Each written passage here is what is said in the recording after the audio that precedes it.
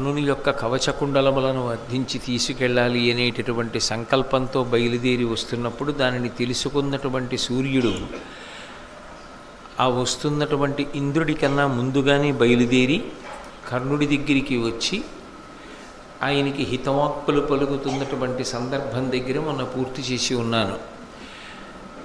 సూర్యభగవానుడు చెప్పవలసినటువంటి మంచి మాటలన్నీ చెప్పిన తరువాత కర్ణుడు జవాబిస్తూ తన యొక్క ప్రతిజ్ఞలను గురించి చెప్పి, నేను మాట తప్పలేను, ఎవరైనా వచ్చి ఫలానాది కావాలి అని నన్ను యాచన చేస్తే వాళ్ళకి ఇవ్వకుండా ఉండడం మర్యాద కాదు, అసత్యమునకు నేను భయపడతాను, ఇటువంటి దానం చేస్తానన్నది నా ప్రతిజ్ఞ కనుక నేను సూర్యోపాసన చేసేటటువంటి సమయం లోపల, అది పూర్తయ్యే లోపల వచ్చినటువంటి బ్రాహ్మణుల యొక్క కోరిక తీర్చకుండా ఉండలేను కనుక అలా ఇంద్రుడే వచ్చినా అడిగినది నా సహజ కవచ కుండలములే అయినా వాటిని నేను ఇచ్చేస్తాను అని చెప్పడం జరిగింది. దానితో పాటుగా అసలు మనిషికి కీర్తి ఎంత అవసరమో, ప్రయత్నపూర్వకంగా మనిషి కీర్తిని సంపాదించుకునేటటువంటి ప్రయత్నం అవిశ్రాంతంగా ఎలా చెయ్యవలసి ఉంటుందో, దాని చేత మనుష్య జన్మ ఎలా సార్థక్యం పొందుతుందో కర్ణుడు సూర్యభగవానుడితో ప్రస్తావన చేసిన తరువాత జవాబు చెప్తూ సూర్యుడు ఒక మాట అంటాడు. నిజమే కర్ణ, మనిషి కీర్తిని సంపాదించవలసిందే, కానీ ఆ కీర్తిని ఎలా సంపాదించాలి అంటే అందరూ సంతోషంగా ఉండేటటువంటి విధానంలో కీర్తిని సంపాదించాలి.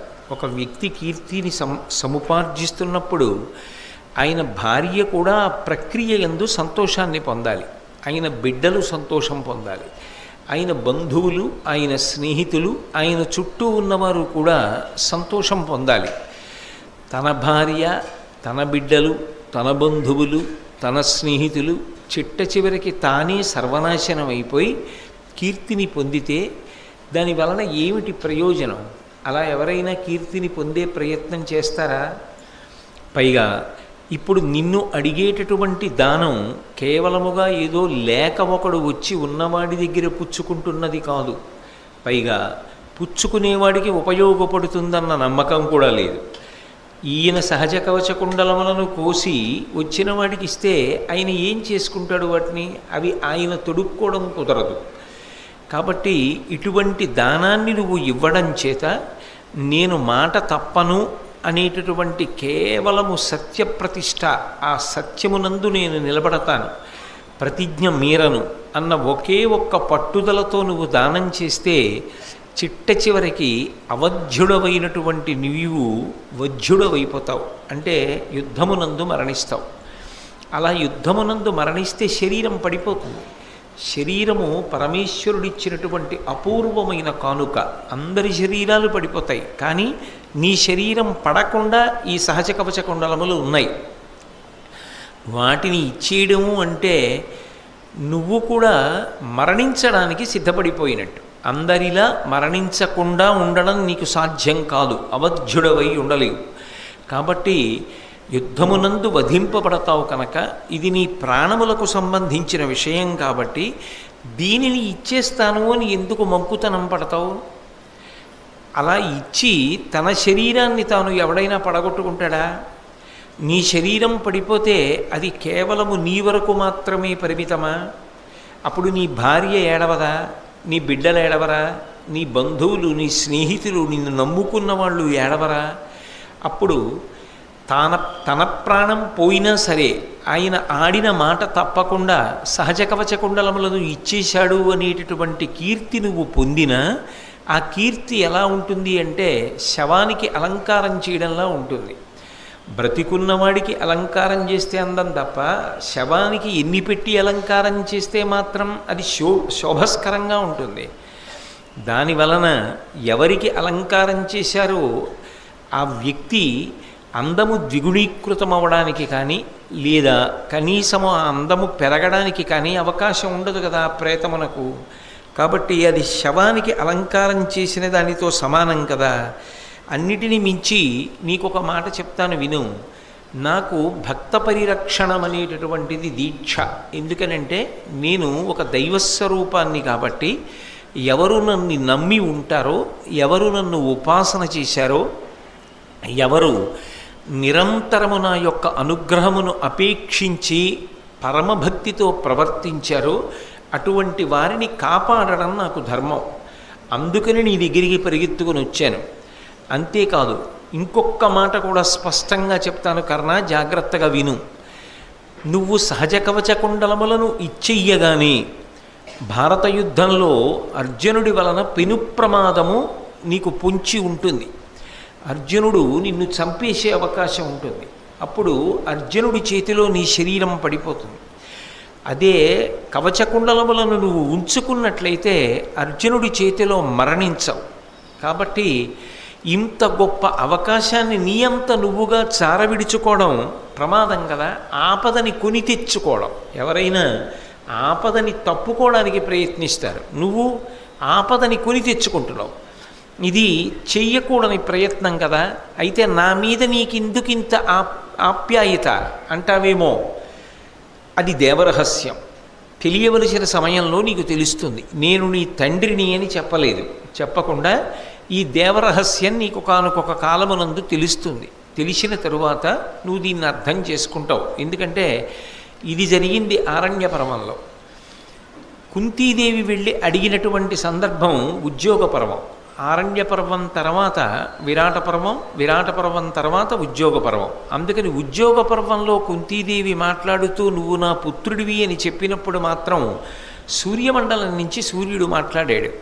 అవును, ఆవిడ చెప్తున్నది సత్యమే, ఆమె నీ తల్లి, ఆమె చెప్పినట్టుగా ప్రవర్తించు అని. కానీ ఆరణ్య పర్వంలో దేవేంద్రుడు ఈ కవచకుండలములను తీసుకెళ్లడానికి వచ్చిన సందర్భంలో మాత్రం సూర్యుడు నేను నీ తండ్రిని అన్న మాట కర్ణుడితో చెప్పలేదు.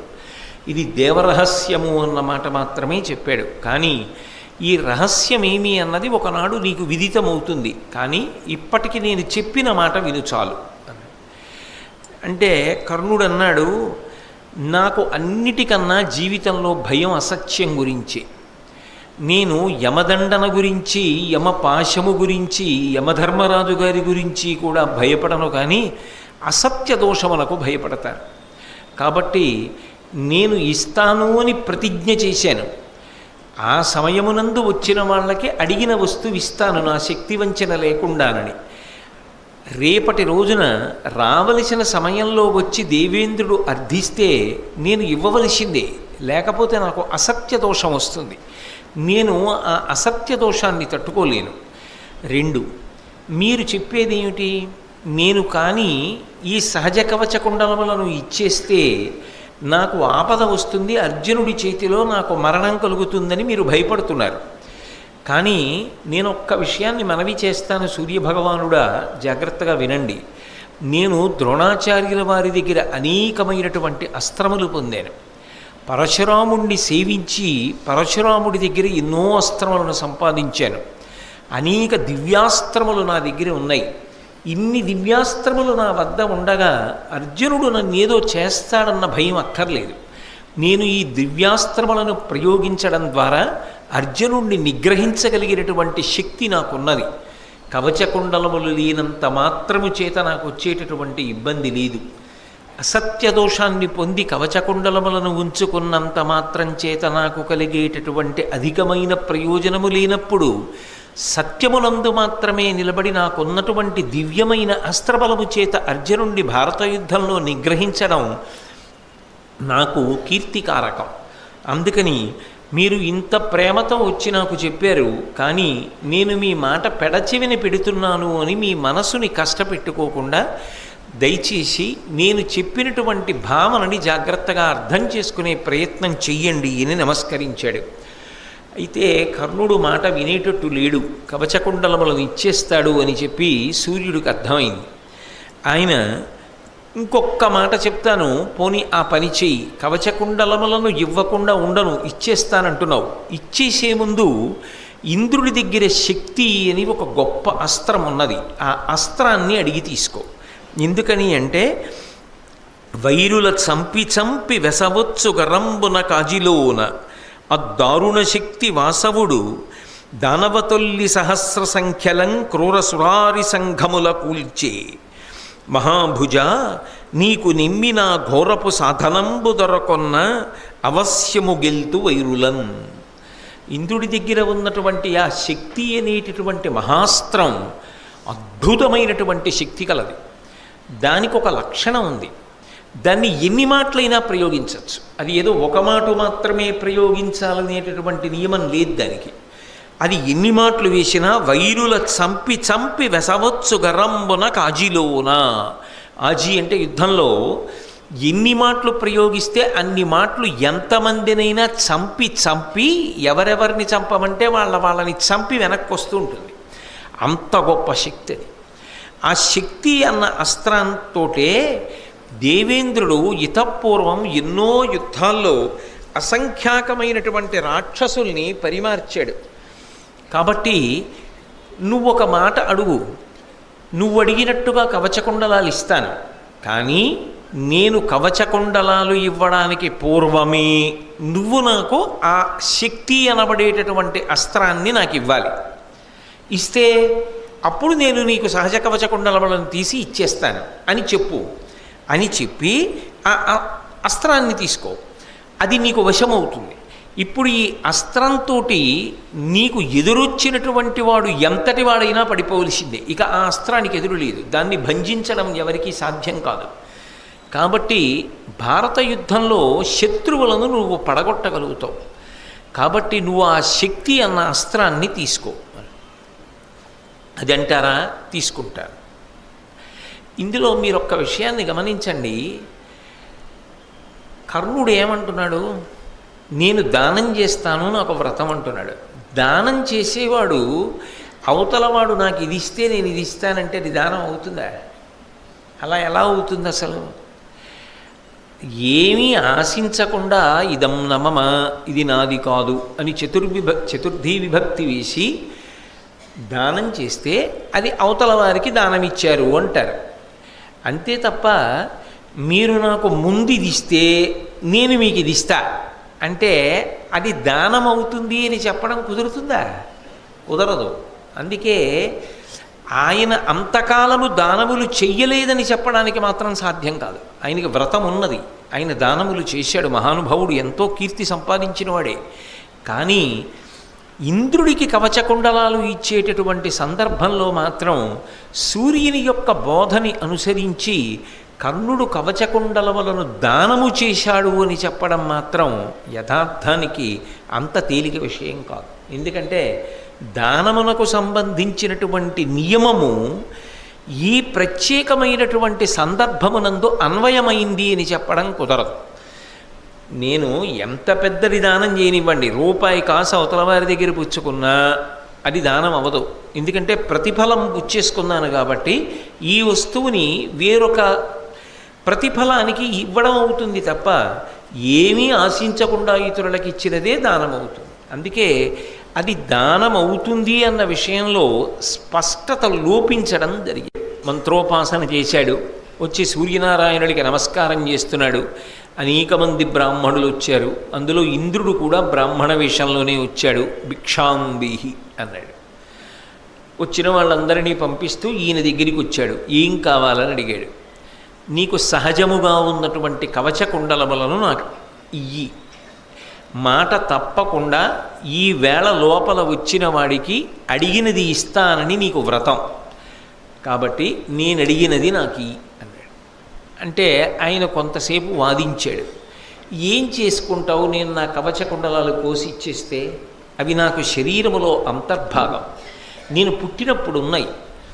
నేను ఒకవేళ నా శరీరాన్ని కోసి ఉత్తరించి కవచకుండలములను తీసేసి నీకు ఇచ్చేసినా అవి నువ్వు వాడుకోవడానికి పనికిరావు కదా, ఇతరులకు ఇవ్వడానికి పనికిరావు కదా, నా శరీరము వికృతమైన రూపాన్ని పొందుతుంది కదా. మరి అటువంటప్పుడు ఆ కవచకుండలములే కావాలని ఎందుకు పట్టుబడతావు? నీకు అనేకమైన గోవులు ఇస్తాను, భూములు ఇస్తాను, సువర్ణం ఇస్తాను, రజితం ఇస్తాను, వెండి బంగారం ఇస్తాను, నీకు ఇంకేమైనా కావాలా అడుగు. అంతే తప్ప ఆ సహజ కవచకుండలములు మాత్రమే ఎమ్మని మంకు పట్టు కూర్చుంటావేమిటి? దాని వలన ప్రయోజనం ఒకటి ఉండాలి కదా. తీసుకుంటే నీకు ప్రయోజనము లేదు, నాకు అప్రయోజనము. కాబట్టి ఎందుకు అడుగుతావు, ఇంకోటి ఏమైనా అడుగు అన్నాడు. నిజానికి దానం అడిగినది ఇచ్చేస్తాను అన్నప్పుడు ఈ చర్చకి కూడా అవకాశం ఉండదు. ఎందుకంటే మరి ఘోరమైన వ్రతాలు పట్టినప్పుడు ఫలితాలు కానీ ఆచరణ కానీ అంత క్లిష్టంగానూ ఉంటాయి. అయితే శరీరాన్ని కోసివ్వడం అనేటటువంటిది అంత తేలిక విషయం కాదు. కారణం లేకుండా అసందర్భంగా అవతలవాడు అడిగినప్పుడు అలా కర్ణుడు మాట్లాడడం కూడా తప్పు అని నిర్ధారించేయడం సాహసం అవుతుంది. ఎందుకనంటే ఎవరైనా తన శరీరాన్ని ముందు కాపాడుకోవాలి. శరీరమాద్యంకులు ధర్మసాధనం అని కదా. అయినప్పుడు కవచకుండలములను కోసి ఇవ్వడానికి ముందర వీటి వలన నీకే ఉపయోగం, నీకు ఇతర పదార్థములను ఇస్తాను అని కర్ణుడు అనడం దోషము అని అనేయడం మహాసాహసం. అలా అనడం కుదిరే విషయం కాదు. కర్ణుడు ఆపాటి స్వాతంత్ర్యం తీసుకోవచ్చు. అయితే ప్రతిఫలం అడిగి దానం చేయడంలో దోషం వస్తుందేమో కానీ ఈ మాట అనడం తప్పు అని చెప్పడం మాత్రం కొంచెం కష్టమే అవుతుంది. అయినా ఆ వచ్చిన వ్యక్తి వినలేదు. నాకు కవచకుండలములే కావాలి అని పట్టు కూర్చున్నాడు. అప్పుడు కర్ణుడు ఆ వచ్చిన వ్యక్తి వంక తిరిగి, ఎరిగితి నిన్ను నేను విభుధేంద్రుడవీయు జగత్రయంబు గ్రచ్చర భవదీయ రక్షణమునంద వెలుంగుచునుండా అట్టి నిన్నరువుగా నేను వేడుకొన యుక్తుడగాన మొరంగి నన్ను నక్కరపడి నీవు వేడుటిది కర్జమే నిర్జిత దైత్య చెప్పుమా. ఓ రాక్షస సంహారం చేసేటటువంటి దేవేంద్రుడా, ఏమిటి అసలు ఈ విచిత్రం? వచ్చినవాడు వేషం కట్టి వచ్చాడు తప్ప నువ్వు ఇంద్రుడవు అన్న విషయం నాకు తెలుసు. నువ్వు నా కవచకుండలములను అపహరించి భారత యుద్ధంలో నాకు ప్రమాదాన్ని తీసుకురావడానికి వచ్చావన్న విషయం కూడా నాకు సుస్పష్టంగా తెలుసు. అయితే నాకొక్క అనుమానం, జగత్రయంబు గచ్చర భవదీయ రక్షణమునంద వెలుంగుచునుండు, 3 లోకములను రక్షించడానికి కావలసిన సామర్థ్యము నీ దగ్గర కదా ఉంది. 3 లోకములను కాపాడేవాడివి నువ్వు కాబట్టి అట్టి నిన్నరువుగా నేను వేడుకొన యుక్తుడగాక నేను నీ దగ్గరికి రావాలి. అయ్యా నాకు ఇది ఇప్పించండి, నన్ను నేను రక్షించుకుంటానని నేను అడగాలి. కానీ ఇదేం విచిత్రం, నా దగ్గరికి నువ్వొచ్చి చెయ్యి చాపి భిక్షాం దేహి అంటూ అర్థిస్తున్నావు. దేనికి నీకేం ఉపయోగపడుతుందని అడుగుతున్నావు. ఇది ఆశ్చర్యం కదా. ఇంద్రుడంతటి వాడి దగ్గరికి ఇతరులు పెడతారు, నిజానికి నేను కూడా రావాలి. నువ్వొచ్చి నా దగ్గర చెయ్యి చాపుతున్నావేమిటి? భువినెందును దుర్జయుడైన నీకు ఎంతటి గొప్పవాడైనా సరే నీ దగ్గరికి రావలసిందే, వచ్చి నిన్ను అర్థించవలసిందే. కానీ ఇవాళ నువ్వు నన్ను అర్థిస్తున్నావు. మొరంగి నన్ను అక్కరపడి నీవు వేడుటిది కర్జమే నిర్జిత దైత్య చెప్పుమా.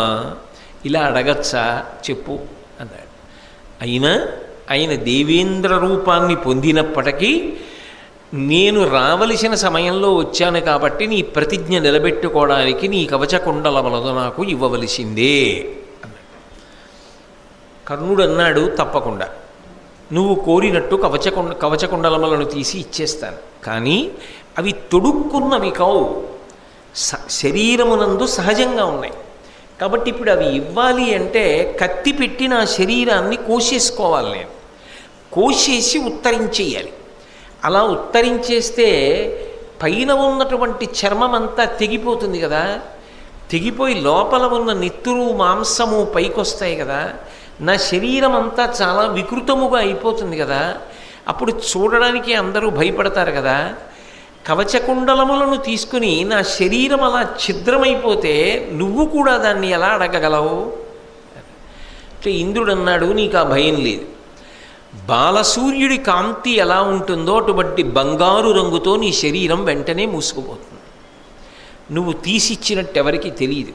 అలా నీ శరీరము మళ్ళీ ఏ ఇబ్బంది లేకుండా చక్కటి వర్చస్సుతో వెలుగొందుతుంది. కాబట్టి నాకు కవచకుండలములను ఇచ్చేసేయి అన్నాడు.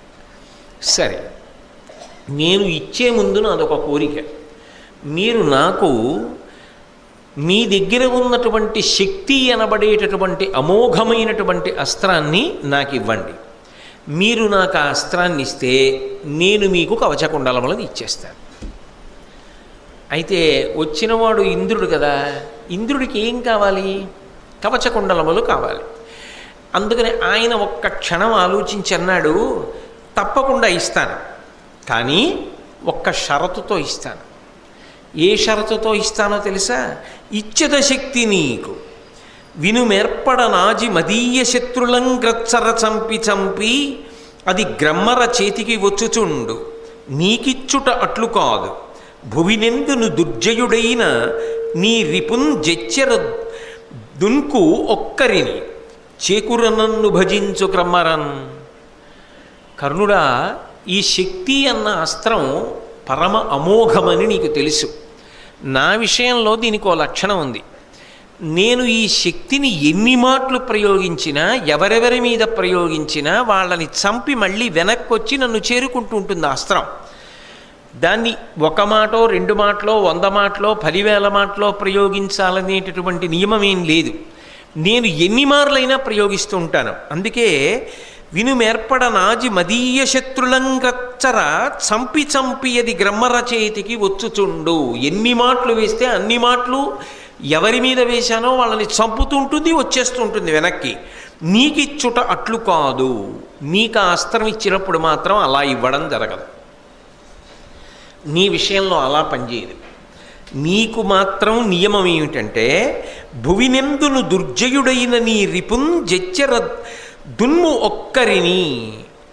అది ఒక్కసారి మాత్రమే పనిచేస్తుంది. అది కూడా ఎవరి మీద పనిచేస్తుంది? నీకు ప్రాణ సంకటం ఏర్పడాలి. ప్రాణ సంకటం ఏర్పడి అయ్య బాబోయ్ వీడిని చంపడానికి దీన్ని ఉపయోగించడం వినా మార్గం లేదని నువ్వు ప్రయోగించాలి తప్ప, ఏ సంకటం లేకుండా నువ్వు ఆ అస్త్రాన్ని ప్రయోగించే ప్రయత్నం చేసినా, నీకు ఆపద లేకుండానే ప్రయోగించినా అది నీ మీదకే వచ్చి నీ మీద పనిచేస్తుంది. ఆ నియమానికి ఒప్పుకుంటే ఇస్తా. అది కూడా ఒక్కసారే పనిచేస్తుంది. ఆ పని చేసేటప్పుడు కూడా నీకెవరి మీదో కోపం వచ్చిందని చెప్పి వేస్తే అది పనిచేయదు. వాడు జగదేక వీరుడై ఉండాలి, సామాన్యుడై ఉండకూడదు. చాలా గొప్ప వీరుడై ఉండాలి. నీకు ఆపద ఉండాలి, ప్రాణ సంకట స్థితి ఏర్పడి ఉండాలి. అప్పుడు నువ్వు ప్రయోగిస్తే ఒక్కసారి మాత్రమే పనిచేస్తుంది. అంటే అలా ఒక్కడిని మాత్రమే చంపి నా దగ్గరికి వచ్చేస్తుంది. నేను ప్రయోగిస్తే ఎన్ని మాటలైనా మళ్ళీ వెనక్కి వస్తుంది. నీవు ప్రయోగిస్తే ఒకసారి పనిచేసి వెనక్కి వచ్చేస్తుంది, నా దగ్గరికి వస్తుంది. ఇక నీకు పనిచేయదు. కాబట్టి అది పెట్టి నువ్వు ఒక్కడిని చంపగలవు. నీకు ప్రబల శత్రువు ఎవరుంటాడో, ఎవరు జగదేక వీరుడై ఉంటాడో, ఎవడు సామాన్యుడు కాడో, ఎవడి వలన నీకు ప్రాణ సంకటం ఏర్పడుతుందో, ఎవడు నీ ఆపదకు కారకుడో అటువంటి వాడిని నువ్వు చంపగలవు. అది నీకు ఇస్తాను అంటే కర్ణుడు అన్నాడు, తప్పకుండా నాకు కావలసినది, నాకున్న ప్రధాన శత్రువు ఒక్కడే. ఎవరు? ఆ ఒక్క శత్రువు మీద ఇది వేసేస్తాను చాలు. ఈ కవచకుండలములు లేకపోయినా నాకు పర్వాలేదు. ఈ కవచకుండలములు ఉంటే మాత్రం అర్జునుడి చేతిలో ఓడిపోలా. ఇప్పుడు ఈ అస్త్రం ఉంటే అర్జునుడిని పడగొట్టేస్తాను. కాబట్టి నాకు ఆ అస్త్రాన్ని నేను నా ప్రబల వైరి ఎవరున్నారో అతని మీద వేస్తాను. పేరు చెప్పలేదు. చెప్పకపోయినా మీరే చెప్పేశారు, నేనే చెప్పేశాను. ఇంద్రుడు చెప్పాడు. ఇంద్రుడు అన్నాడు నవ్వి, అది అర్జునుడి మీద వేద్దాం అనుకుంటున్నావు నువ్వు. అందుకని నాకున్నది ఒక్కడే శత్రువు, ప్రబల శత్రువు. ఆ ప్రబల శత్రువు మీద నేను దీన్ని ప్రయోగిస్తాను అని కదా అంటున్నావు. కానీ ఒక్క విషయాన్ని బాగా ఆలోచించుకో. నీ అభిలాష మేనుమది నిక్కమెరుంగుదు ఉగ్రశౌర్య తేజోయుతు పార్థునోర్తునని చూచెదు. నీకది ఎలతీరు రాధేయ దయావిధేయుడు విధేయ జగత్రయుండు అవ్యయుండు నారాయణుడు మహాత్మునకు రక్షకుడు ఎరికివాడు సాధ్యుడే. నువ్వు చంపేస్తాను అర్జునుడిని అనుకుంటున్నావు కదా, కానీ అర్జునుణ్ణి చంపడం అనేటటువంటిది అంత తేలికమైన విషయము అని నువ్వు అనుకుంటున్నావా? అది సాధ్యం కాదు. నువ్వు అర్జునుణ్ణి ఈ అస్త్రంతో చంపడం కుదరదు. ఎందుకు కుదరదంటావా? నువ్వు ఒక్కడిని చంపగలిగిన గొప్ప అస్త్రాన్ని నీ దగ్గర పెట్టుకున్నా అది అర్జునుడి మీద వేద్దామని నువ్వు అనుకుంటే ఆ అర్జునుణ్ణి రక్షించేటటువంటి వాడు దయావిధేయుడు, విధేయ జగత్రయుడు, అవ్యయుడు, అన్ని లోకములను తన శాసనమునందు ఉంచుకోగలిగినటువంటి వాడు, భక్తుల పాలిట కల్పవృక్షం లాంటివాడు, సాక్షాత్ శ్రీమన్నారాయణుడు శ్రీకృష్ణ పరమాత్మయై అర్జునుణ్ణి కాపు కాస్తున్నాడు. ఆయన కాపాడుతుండగా నీ దగ్గర ఈ అస్త్రం ఉంటే మాత్రం నువ్వు వేస్తే అర్జునుణ్ణి చంపడానికి పనికొస్తుందని ఎలా అనుకుంటున్నావు? అందుకే మర్చిపోయాడు. ఏ ఒక్కరోజు శక్తిని కర్ణుడి మీద ప్రయోగిద్దామన్న విషయం జ్ఞాపకమే రాలేదు. ప్రతిరోజు రాత్రి చెప్తుండేవారు. చెప్పాడుగా పూర్వం శ్రీకృష్ణ పరమాత్మ యొక్క వృత్తాంతం చదివికున్నప్పుడు మీరు విన్నారు. అందులో ధృతరాష్ట్రుడు అడిగినప్పుడు సంజయుడు చెప్పాడు, మేమందరం రాత్రి చెప్పేవాళ్ళం, మేము అనుకునేవాళ్ళం, పొద్దున్న కూడా గుర్తు చేద్దాం అనుకునేవాళ్ళం. తీరా అందరం యుద్ధానికి వెళ్ళిన తర్వాత మేము మర్చిపోయేవాళ్ళం, కర్ణుడు మర్చిపోయేవాడు. దానివల్ల అర్జునుడి మీద దాన్ని ప్రయోగించనేలేదు. 10 రోజులు భీష్మాచార్యుల వారు సర్వసైన్యాధిపత్యంలో ఉన్నంత కాలం అసలు కర్ణుడు యుద్ధానికే రాలేదు. తర్వాత ద్రోణాచార్యుల వారు ఆ సర్వసైన్యాధిపత్యంలో ఉండగా కర్ణుడు యుద్ధం చేసినా దాన్ని అర్జునుడి మీద కానీ లేదా ఆయనకి అర్జునుడితో తుల్యుడైన వాడెవరు? కృష్ణ పరమాత్మ. ఆయన మీద కానీ ఈ అస్త్రాన్ని ప్రయోగించలేదు, మరిచిపోయాడు. మరిచిపోవడానికి కారణం ఒక్కటే, అలా ప్రయోగిస్తే ప్రయోజనం ఎవరికి? దుర్యోధనుడికి. అధర్మం నిలబడుతుంది, అది జరగకూడదు. అందుకే మరిచిపోయాడు. మరిచిపోయి దాన్ని ప్రయోగించలేదు. కాబట్టి నీవు అర్జునుణ్ణి నిర్జించలేవు. నువ్వు అనుకుంటున్నావు అర్జునుణ్ణి చంపుతానని. శ్రీమన్నారాయణుడు కాపు కాచి ఉండగా ఎన్ని అస్త్రాలు ఉంటే మాత్రం ఏం చేస్తావు కర్ణ అని ఒక్క నవ్వు నవ్వాడు. ఈ ఒక్క పద్యం మనకి బాగా వంటపడితే ఆయన అనుగ్రహం ఒక్కటి మన ఎందుండగా రాశి ఫలములు ఎలా ఉన్నా మీరు బెగ్గపెట్టుకోక్కర్లేదు కదా. అన్ని లోకములకు ఆయన అధిపతి, అందరూ ఆయనకి దాసానదాసులు. సమస్త లోకములను నియంత్రించగలిగిన కృష్ణ పరమాత్మ పొదివి పట్టి ఉండగా అర్జునుణ్ణి ఎవరు ఏం చెనకేరు? పరమేశ్వరుడి యొక్క పాదములు నమ్మి ఉండగా, ఆయన ఎందు భక్తితో ఉండగా ఏ రాశి ఫలాలు మాత్రం ఏం చెయ్యగలవు? పాము గరవ్వలసింది చీమ గరిచి విడిచిపెడుతుంది. కాబట్టి భగవద్భక్తి అనేటటువంటిది ఎంత గొప్పదో, భగవంతుని చేత రక్షింపబడుతున్న వాడి విషయంలో ఎవ్వరూ ఏమీ ఎందుకు చెయ్యలేరో ఇంద్రుడు ఆ రోజునే స్పష్టంగా కర్ణుడితో చెప్పడం జరిగింది.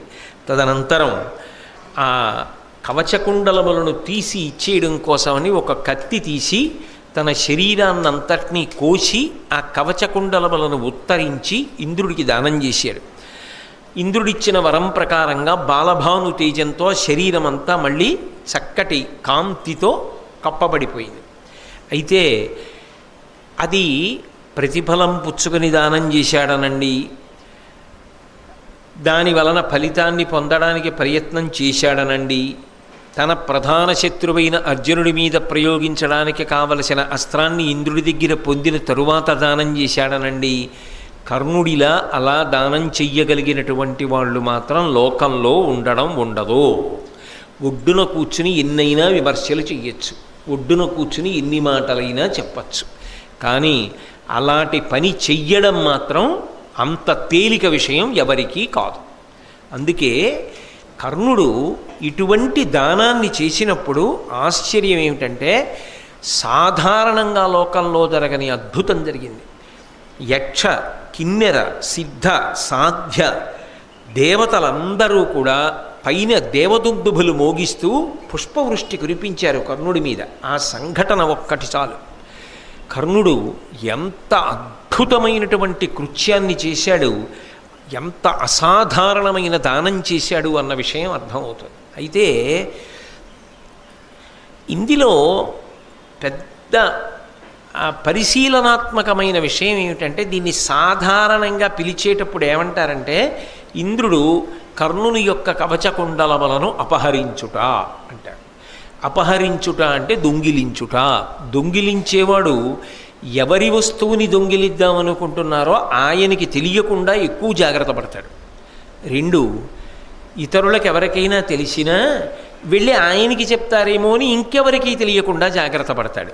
నిజానికి ఎవరి దగ్గర పట్టుకెడదాం అనుకుంటున్నాడో ఆయనకి తెలిసిపోయింది. సూర్యుడికి తెలిసి ఉండబట్టే కదా వచ్చి కర్ణుడికి చెప్పాడు. 2, ఎవరి దగ్గర అసలు కవచ కుండలాలు అడుగుదాం అనుకుంటున్నాడో ఆ కర్ణుడికి తెలుసు రేపు వస్తున్నాడు అని. వచ్చిన వాడిని ఆయనే చెప్పాడు, నువ్వు ఇంద్రుడివి నాకు తెలుసు, ఇదెక్కడి ప్రారంభం, ఇన్ని లోకములను నేలవలసిన వాడి వచ్చి నా దగ్గర చెయ్యి చాపి నువ్వు అడుగుతున్నావు అని అడిగాడు. కాబట్టి ఒకటి, అసలు కర్ణుడికి తెలియకుండా ఆయన తీసుకున్నాడు అనడానికి అందులో పొంతన లేదు. అది అలా తీసుకునే వస్తువు కాదు, అది శరీరం కోసి తీయవలసినటువంటిది. అది కర్ణుడు సహజంగా తానే కోసి తీసి ఇచ్చాడు, అపూర్వత్యాగం అయినప్పుడు అసలు ఇంద్రుడు అపహరించాడు అన్న మాట ఎలా వాడతారు? కర్ణుని సహజ కవచ కుండలములను ఇంద్రుడు అపహరించుట అన్న మాట ఎలా అన్వయం అవుతుంది అక్కడ అంటే, అపహరణము జరిగింది, దొంగతనం జరిగింది. ఎలా జరిగింది దొంగతనం అంటారేమో, మహాభారతానికి ఒక పెద్ద మలుపు తిరిగింది దీనివల్ల. దాని చేత ఒక అపహరణము కూడా అంతర్లీనం. మీరు జాగ్రత్తగా ఆలోచించండి. మొట్టమొదట సూర్యభగవానుడు వచ్చినప్పుడు కర్ణుడితో ఏమని చెప్పాడు? ఎందుకు ఇవ్వద్దన్నాడు కవచకుండలాలు? అమృతమయంబు సువ్యసుగుణాకర ఈ మహనీయ వస్తుయుగ్మము ఇవి యుండునేని త్రిజగంబులయందు అశేష శత్రులోకమునకు నీవు వజ్జుడవు కావు. ఈ కవచము కుండలములు కూడా అమృతత్వమును పొంది ఉన్నాయి, అమృత శక్తితో ఉన్నాయి, అమృతము చేత పూతము చేయబడి ఉన్నాయి. అందుకే ఈ కవచము ఈ కుండలములు నీ శరీరమునందు ఉన్నంత కాలము నీవు అవధ్యుడవు, నీవు మరణించవు. ఓడిపోకుండా ఉంటాడా? కుదరదు, ఓడిపోతాడు. కానీ మరణించకుండా ఉంటాడు. అయితే ఏమంటే మరణించకుండా ఉన్నవాడు అవతలవాడిని పడగొట్టడం తేలిక కదా, చంపగలడు కదా మరి అంటారా? మరి కౌరవుల వైపు అశ్వత్థామ చిరంజీవి లేడా? ఏం చేశాడు? కృపాచార్యుడు చిరంజీవి లేడా? ఏం చేశాడు? కృతవర్మ బతికి లేడా? ఏం చేశాడు? అంటే అవధ్యుడు, చంపడానికి వీలు లేదు అన్నవాడు కొత్తగా కర్ణుడు ఆ జాబితాలోకి వెళ్ళక్కర్లా, అప్పటికే ఓ జాబితా ఉంది. అందులో ఎవరేం చేశారు? పాండవులు విజయం పొందకుండా ఏమీ చేయలేకపోయారు. కాబట్టి కొత్తగా కర్ణుడు అవధ్యుడైతే పాండవులకు ఏమవుతుంది? అర్జునుడి చేతిలో ఓడిపోకుండా ఉంటాడని ఏమైనా నమ్మకం ఉందా? ఏం నమ్మకం లేదు. ఆ మాటకు వస్తే అభిమన్యుడి చేతిలో కూడా ఓడిపోయాడు. కాబట్టి అర్జునుడి చేతిలో కూడా ఓడిపోతాడు. ఇంతకుముందు ఎన్ని మాటలు ఓడిపోలేదు. కానీ మీరు ఒక్కటి ఆలోచించండి, ఇత పూర్వం ఓడిపోవడం వేరు, ఇప్పుడు ఓడిపోవడం వేరు. ఇప్పుడు అర్జునుడు కర్ణుణ్ణి దారుణంగా ఓడించి ఇక ఎప్పుడూ యుద్ధభూమికి తిరిగి రావలసినటువంటి అవకాశం లేని రీతిలో తరిమి కొట్టి దుర్యోధనాదులందరినీ చంపేశారనుకోండి. చంపేశారుగా. కర్ణుడు సర్వసైన్యాధిపతిగా ఉండగానే దుశ్శాసనుడిని చంపారు. ద్రోణుడో భీష్ముడో ఉన్నప్పుడు చంపలేదు. దురదృష్టం ఏమిటంటే కర్ణుడి యొక్క సర్వసైన్యాధిపత్యంలో చచ్చిపోయాడు దుశ్శాసనుడు. అయినప్పుడు కర్ణుడు బతికుండగా దుర్యోధనుడు చచ్చిపోయాడు, కర్ణుడు బతికుండగా దుశ్శాసనుడు చచ్చిపోయాడు, కర్ణుడు బతికుండగా శల్య ఇతర వీరులు అందరూ కూడా మరణించారు. కౌరవపక్షం ఓడిపోయింది. తనని నమ్ముకున్న రారాజు వీరస్వర్గాన్ని అలంకరించాడు. కర్ణుడు బతికిపోయాడు. ఎందుకంటే అవధ్యుడు, చావడం, బతికున్నాడు. ఒక్క కర్ణుడు ఎంత ప్రయత్నించినా అర్జునుడిని చంపలేడు. అప్పుడు కర్ణుడు బతికి చనిపోయినట్ట. కర్ణుడు భారతంలో చనిపోతే చచ్చిపోయి బతికేసినట్ట. ఏది తేలిక? దుర్యోధనుడు చావకముందే కర్ణుడు చచ్చిపోయాడు అనుకోండి. తాను ఏ ప్రతిజ్ఞ కోసం కుంతీదేవి రమ్మన్నా వెళ్ళలేదో, ఏ ప్రతిజ్ఞ కోసం కృష్ణుడు రమ్మన్నా వెళ్ళలేదో, ఏ ప్రతిజ్ఞ కోసం భీష్ముడు చెప్పినా వెళ్ళలేదో, ఏ ప్రతిజ్ఞ కోసమని జీవితంలో అన్నీ త్యాగం చేసేశాడో ఆ త్యాగం పరిపూర్ణమైపోయి కర్ణుడి జీవితం పండిపోతుంది అక్కడికలా. లేదు, ఈ కవచకుండలాలు ఉండిపోయాయి కాబట్టి కర్ణుడు ఓడింపబడ్డాడు అర్జునుడి చేత. మిగిలిన వాళ్ళందరినీ చంపేశారు. ఎవరి కోసం కర్ణుడు యుద్ధం చేయాలి? కర్ణుడు తనకి రాజ్యం పొందుదామని యుద్ధం చేస్తానని ఎప్పుడన్నా అన్నాడా? తనకి రాజ్యం కావాలంటే, తను పట్టాభిషేకం చేసుకోవాలంటే కర్ణుడు యుద్ధం చేయక్కల్లా, పాండవుల వైపుకి వెళ్ళిపోతే చాలు. కర్ణుడికి కావలసింది ఏమిటి? దుర్యోధనుడు రాజు అవడం. దుర్యోధనుడు రాజు అయ్యే అవకాశం ఉంటే కృష్ణుడు అటు పక్కన ఉంటాడా? ఉండడుగా. ధర్మం అటుందిగా, అది కర్ణుడికే తెలుసుగా, చెప్పేశాడుగా కృష్ణ భగవానుడితోటి.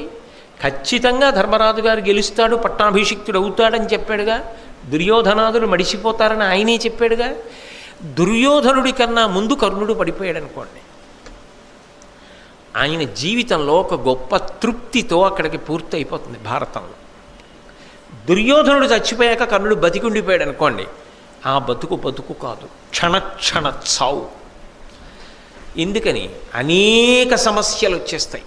తర్వాత ధర్మరాజు గారికి తెలిసిందనుకోండి, కర్ణుడు పట్టాభిషేకం పొందాడు, కర్ణుడు ఉండగా ధర్మరాజు చేసుకోడు, కాబట్టి కర్ణుడు మరణించాలి. దుర్యోధనుడు మరణించి కర్ణుడు ఉన్నాడు అనుకోండి, కర్ణుడు బతకలేడు, నిరంతరం చచ్చిపోతూనే ఉంటాడు మానసికంగా, కానీ చావడం. ఎందుకంటే కవచకుండలాలున్నాయి.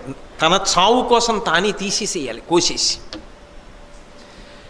అంతకన్నా నిజానికి అపహరించాడు ఇంద్రుడు. దేన్ని అపహరించాడు? కవచకుండలాల్ని కాదు, కర్ణుడికి రాబోయేటటువంటి విపత్కర పరిస్థితిని అపహరించాడు. అంత బాధ నువ్వు పడకూడదు కర్ణ. స్నేహితుడి కోసం ప్రాణాలు వదిలేయడానికి సిద్ధపడ్డవాడివి. ఆ స్నేహితుడి కన్నా ప్రాణాలు ముందు వదిలేయడానికి కావలసిన అవకాశం నీకు కల్పించేస్తాను. మరి సూర్యుడు ఎందుకు రావాలి? కర్ణుడి యొక్క గొప్పతనం ఏమిటో లోకానికి తెలియచెప్పడానికి. కాబట్టి ఇప్పుడు ఆలోచించండి, నిజానికి ఇంద్రుడు అపహరించినవి కవచకుండలాలు కావు. ఇంద్రుడు అపహరించింది కర్ణుడు కూడా ఊహించని రీతిలో అలా సౌఖ్యంగా ఇన్ని బాధలు పడకుండా మరణించడానికి అవకాశం ఇచ్చేశాడు. అయితే శక్తినిచ్చాడు. మరి ఈ శక్తి ఒక్కమారు పనిచేస్తుందని వరం ఇచ్చాడు కదా, అది అర్జునుడి మీద వెయ్యగలిగాడా కర్ణుడు? అది ఇంద్రుడు ఎప్పుడో చెప్పాడు. శ్రీమన్నారాయణుడు ఆదుకుని ఉండగా నువ్వు వెయ్యలేవు, నీకు సాధ్యం కాదు. మరి ఎవరి మీద వేశాడు? ఉపయోగించాలి కదా. అసలు ఉపయోగించలేదనుకోండి, మళ్ళీ భారతంలో ఒక పెద్ద ప్రశ్న అవుతుంది. అసలు కర్ణుడి శక్తి ప్రయోగించాల? అసలు కర్ణుడి శక్తిని ప్రయోగించుంటుంటే భారతం ఎలా ఉండేది? అందుకని కేవలం కృష్ణుడు గెలిపించాడంతే. అన్యాయం కదా అంటారా? అనరా? అందుకే యుద్ధంలో ఒక విపత్కర పరిస్థితి ఏర్పడింది. ద్రోణాచార్యుల వారు సర్వసైన్యాధిపత్యంలో ఉండగా ఒక రాత్రి యుద్ధం జరిగింది. ఆ రాత్రి యుద్ధంలో ఇవన్నీ దేవతల యొక్క వ్యూహమే కాబట్టి ఇంద్రుడు ఎందుకు చేశాడో కృష్ణుడికి తెలియకుండా ఉంటుందా? అందుకే యుద్ధం జరుగుతుండగా కృష్ణ పరమాత్మ అకస్మాత్తుగా ఘటోత్కచుడిని పిలిచి, నువ్వు విజృంభించు రాత్రి యుద్ధం కాబట్టి అన్నాడు. ఆ ఘటోత్కచుడు విజృంభించాడు ఆ రోజున. ఆ విజృంభించడంలో అలంబసుణ్ణి, అలాయుధుణ్ణి, వీళ్ళందరినీ కూడా చంపేశాడు. కర్ణుడి యొక్క రథాన్నంతటినీ కూడా భగ్నం చేసేశాడు. భగ్నం చేసి ఒక భయంకరమైనటువంటి అస్త్రాన్ని కర్ణుడి మీద ప్రయోగిస్తున్నాడు. కర్ణుడు కూడా తెలుసుకున్నాడు, అయిపోయింది, నేను మరణిస్తున్నానని. ఘటోత్కచుడి చేతిలో ఆ రోజున కర్ణుడు మరణించడానికి సిద్ధంగా ఉన్నాడు. కౌరవ సైన్యాలన్నీ కూడా తుత్తునీయలైపోవడానికి సిద్ధంగా ఉన్నాయి. ఇంకింతకన్నా ఆపదే ఉంటుంది. అప్పుడు కూడా కర్ణుడు ప్రయోగించలేదు, అర్జునుడి కోసమే దాచాడు. ఆయన మాత్సర్యం అటువంటిది. సైన్యం చెప్పింది ఆ మాట. అసలు నువ్వుంటే కదా అర్జునుడి మీద వేయడానికి, మేముంటే కదా యుద్ధం జరగడానికి. మేము పోయి నువ్వు పోయాక శక్తి అర్జునుడి మీద ఎప్పుడు వేస్తావు? ముందు వీడిని చంపు, ఆ తర్వాత చూద్దాం. నీ దగ్గర ఇంకా మిగిలిన దివ్యాస్త్రాలు లేవా? వాటితో అర్జునుడిని పడకూడదు కానీ ముందు ఇది ఘటోత్కచుడి మీద వేసేయి అన్నారు. ప్రాణములను కాపాడుకోవడానికి తప్పనిసరి పరిస్థితులలో ఇంద్రుడిచ్చినటువంటి వరం అన్వయమవుతోంది కాబట్టి ఆపత్కాలము తనకు మరణ శంక ఏర్పడ్డాయి కాబట్టి ఎదురుగుండా ఉన్నటువంటి వాడు సామాన్యుడు కాడు, పరమ భయంకరమైన వీరుడు. ఒక్క బాణానికి 2 పిట్టలు. ఇటు కర్ణుడి దగ్గర శక్తి పోయింది, అటు ఘటోత్కచుడు పడిపోయాడు.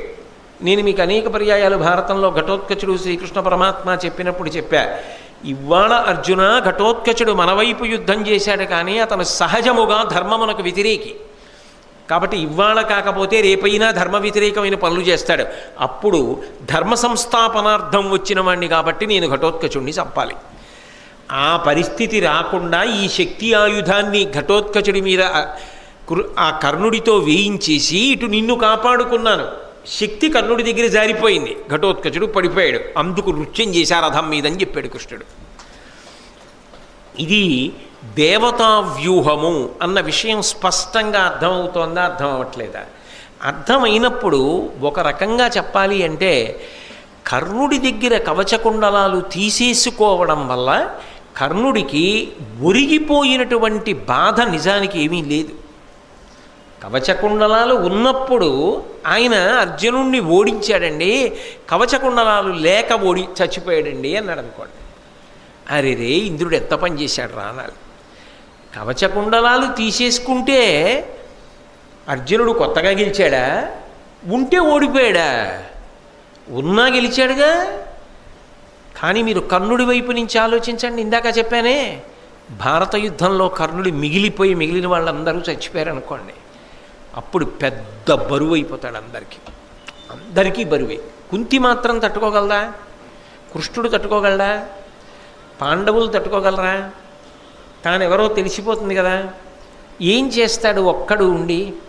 తనని నమ్ముకుని ఇంతకాలం పెంచి పెద్ద చేసి ఇంత స్థానం ఇచ్చాడని వాపోయాడు కదా దుర్యోధనుడు.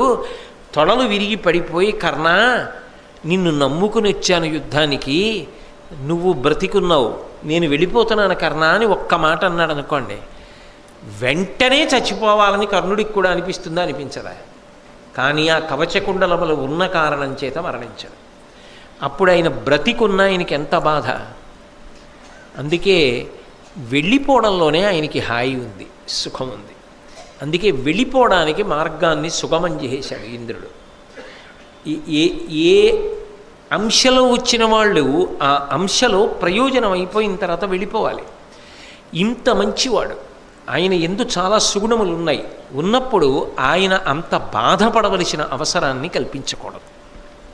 నిజంగా చెప్పాలంటే కర్ణుడు పరమనీచుడు సహజంగా కూడా అనుకోండి. కవచకుండలాలు తీసుకోకుండా ఉంటే చాలు. కవచకుండలాలు తీసుకోలేదనుకోండి, కర్ణుడి బాధ, నేను ఈ మాటలు చెప్పక్కర్లేదు, మీరు ఊహించండి. కర్ణుడి మీద నిజంగా అభిమానం, కర్ణుడికి ఉన్నటువంటి మంచితనాన్ని ఆలోచించినప్పుడు మీరైనా నేనైనా ఏమంటాం? దుర్యోధనుడు వెళ్ళిపోకముందు కర్ణుడు వెళ్ళిపోతేనే ఆయన ఒక తృప్తితో వెళ్ళిపోతాడండి అంటాం. నేను చెయ్యగలిగినంత చేసి మిత్రమా వెళ్ళిపోతున్నానంటాడు. దుర్యోధనుడు వెళ్ళిపోయాక వెళ్ళవలసి వస్తే, దుర్యోధనుడు వెళ్ళిపోయాక కవచకుండలాలు తీసుకుంటే ఏమిటి ఉపయోగం? ఆయనకి శారీరకమైన మరణం కన్నా ఆయన పొందిన మానసికమైన బడబాగ్ని పెద్దది. అందుకే నిజానికి ఇంద్రుడు ఉపకారం చేశాడు, ఆయన కీర్తిని లోకానికి చాటాడు. కర్ణుడి కథ కర్ణుడి వరకు దుఃఖాంతం కాకుండా సుఖాంతం అయ్యేటట్టుగా చూశాడు. దానివల్ల కర్ణుడు పడిపోవడానికి అవకాశం వచ్చింది, మరణించడానికి అవకాశం వచ్చింది. ఏది ఎలా అన్వయం చేసి చెప్పినప్పటికీ అపహరణం అన్న మాట దేనిని ఉద్దేశించి చెప్పినది అంటే, ఆయనకున్నటువంటి రక్షణ తీసి ఆయన మృత్యువునందు ఒదిగిపోయి సంతోషపడడానికి కావలసినటువంటి అనుగ్రహాన్ని ఇచ్చాడు. నిజానికి కర్ణుడు పొందవలసిన దుఃఖాన్ని తీసేశాడు.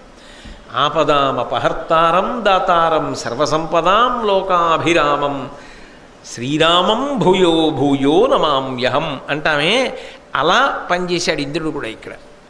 కాబట్టి అక్కడ ఇది కర్ణుడికి మేలే, అందుకని అపహరణం అన్న మాట వాడవలసి వచ్చింది అన్న విషయాన్ని చాలా జాగ్రత్తగా పరిశీలించినప్పుడు మనకి అర్థమవుతుంది. అందుకని ఆ విధంగా కవచకుండలాల్ని మహానుభావుడు పోగొట్టుకున్నాడు. దానితో పాటుగా శక్తి అస్త్రాన్ని పట్టుకెళ్ళి ఘటోత్కచుడి మీద వేశాడు. దేవతలు ఇచ్చినది దేనికి పనికొచ్చిందంటే దేవకార్యానికే పనికొచ్చింది. ఇవాళ పాండవుల పక్షాన పనిచేసినా రేపు జయం వచ్చిన తరువాత మళ్ళీ అధర్మం వైపు పనిచేసేటటువంటి ఘటోత్కచ మరణానికి పనికొచ్చింది ఆ శక్తి. దేవేంద్రుడు వేసినా ఎలాంటి వాళ్ళ మీద వేస్తాడు? ధర్మ వ్యతిరేకుల మీద వేస్తాడు. ఇప్పుడు కర్ణుడు వేసిన ఎవరి మీద వేశాడు? ఒక రకంగా చెప్పాలి అంటే తర్వాత ధర్మ విరోధానికి పనికొచ్చేవాడి మీద వేశాడు. అంటే నిజానికి ఇప్పుడు కర్ణుడు ఎవరి పని చేసి పెట్టాడు? కృష్ణుడి పని చేసి పెట్టాడు. కృష్ణుడి చేతి పనిముట్టయ్యాడు. అయిన కారణానికి కృష్ణుడికి కూడా తెలిసి చేసినా తెలియక చేసినా పరాత్పరుడు ప్రీతి వహిస్తాడు. కథంచిదుపకారేణ కృతేనైకేన తుష్యతి నస్మరత్యపకారాణం శతమప్యాత్మవత్తయ అంటారు రామాయణంలో. తెలిసి కానీ తెలియక కానీ ఒక్క పని చేసినా పరమాత్మ సంతోషిస్తాడు. ఆవు దూడ గుళ్ళో దూరిందని దూడను పట్టుకోవడానికి గుళ్ళోకి వెడితే దూడ గుడి చుట్టూ తిరిగి బయటికి పరిగెత్తితే వీడు గుడి చుట్టూ తిరిగి బయటికి పరిగెడితే దూడను పట్టుకోవడానికి పరిగెత్తినా వీడి ఖాతాలో మాత్రం ప్రదక్షిణ ఫలితం వేసినట్టు. భగవంతుడికి తెలిసి ఉపకారం చేసినా తెలియక ఉపకారం చేసినా భగవదనుగ్రహం మాత్రం ప్రసరిస్తుంది. ఇలా ఉపయోగపడాలి కర్ణుడు. అందుకని నిజానికి కర్ణుడు భగవత్ సంబంధమైన కార్యమును నెరవేర్చాడు. పాండవుల వైపు ఉండి ఏం చెయ్యాలో అది నిజానికి పాండవులు కూడా చెయ్యలేరు, ఎందుకంటే కొడుకు అవుతాడు ఘటోత్కచుడు. కానీ పాండవుల వైపు ఉండి కృష్ణుడికి చెయ్యలేని మేలు శత్రుపక్షంలో ఉండి కృష్ణుడికి చేశాడు కర్ణుడు. అది కర్ణుడి జీవితంలో ఒక పెద్ద మెరుపు. తెలిసి చేశాడా తెలియక చేశాడా వదిలేయండి, అంతిమంగా ఫలితం మాత్రం అంతే. అందుకే అదొక మహాద్భుతమైన ఘట్టం. ఏది ఏమైనప్పటికీ చరిత్రలో అసలు సహజ కవచ కుండలములతో పుట్టిన మహావీరుడు లేడు. సహజ కవచ కుండలములతో పుట్టినప్పటికీ ఎవరో అడిగారని నేను వ్రతభంగం చెయ్యను అని చెప్పి కత్తితో కోసి తీసి ఇచ్చినవాడు లేడు. అటువంటి అద్భుతమైన కీర్తి మహాభారతం మొత్తం మీద పొందిన మహానుభావుడు కర్ణుడు ఒక్కడే. ఆ విధంగా కర్ణుడు కవచకుండలములను పోగొట్టుకోవడం అనేటటువంటిది జరిగింది. తరువాత ఒకానొక సమయమునందు కర్ణుడు దివ్యాస్త్రములను అనేక సంపాదించాలనేటటువంటి గొప్ప తాపత్రయాన్ని పొందుతూ ఉండేవాడు. అదంతా మహాభారత యుద్ధానికి ఆయన రావడానికి పూర్వం జరిగిన విషయం. ఎందుకనంటే అసలు మహాభారత యుద్ధం ఎప్పుడో వస్తుంది చూడండి. సంవత్సరాంతంలో ఎప్పుడో పరీక్షలు వస్తాయి. కానీ సంవత్సరాంతంలో వచ్చే పరీక్షకి సంవత్సరాంతంలో చదువుతారా మొదటి నుంచి చదువుతారా? మొదటి నుంచి చదువుతారు. అలాగే కర్ణుడు కూడా చాలా జాగ్రత్త పడ్డాడు. ఖచ్చితంగా యుద్ధం జరిగి తీరుతుంది. అందుకే కదా కౌరవ పాండవుల మధ్య ఎన్నడూ పొత్తు కుదరకుండా ప్రయత్నం చేశాడు.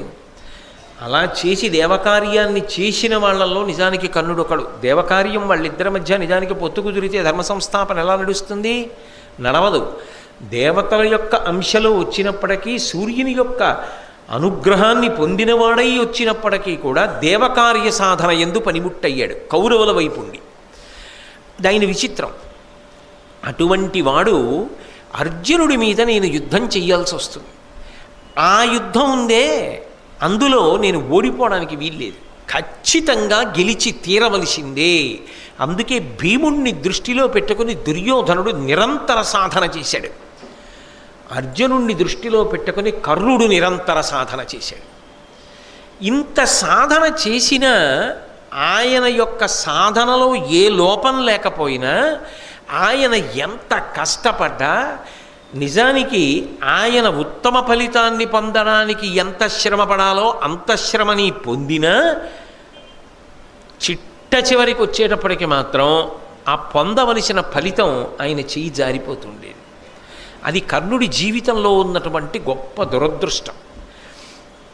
అలాగే ఒకప్పుడు ద్రోణాచార్యుల వారు ఏకాంతంలో ఉన్నప్పుడు ఆయన దగ్గరికి వెళ్ళాడు. వెళ్ళి ద్రోణాచార్యుల వారిని అభ్యర్థించాడు. అయ్యా, మీరు నాకు బ్రహ్మాస్త్రాన్ని ఉపదేశం చెయ్యండి అని అడిగాడు.